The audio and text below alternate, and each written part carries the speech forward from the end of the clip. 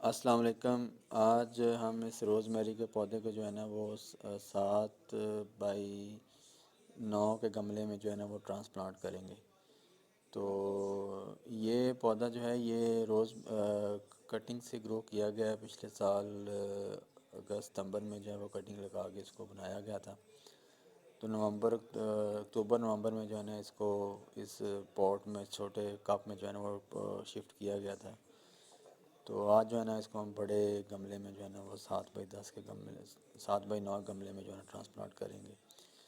तो इसकी रूटिंग आप देख रहे हैं, बहुत ही प्यारी इसकी रूटिंग जो हुई हुई है। ये जो गमले में मीडिया जो है ये रेत, कंस्ट्रक्शन रेत, मट्टी, क्ले सॉइल, चिकनी मिट्टी और ये लान की जो वीड्स वगैरह जो है ना वो मिक्स करके चॉप करके जो है ना उसको पिछले साल मैंने रखा था।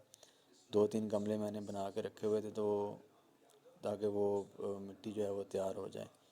तो इसी मिट्टी में जो है ना हम इसको जो है ना वो आज हम ट्रांसप्लांट करेंगे। तो इनको ट्रांसप्लांट करने के बाद जो है ना वो हम पानी लगा देंगे ताकि पौधा और मिट्टी का जो यूनियन जो है ना जड़ों का और मिट्टी का जो यूनियन है वो प्रॉपर हो जाए।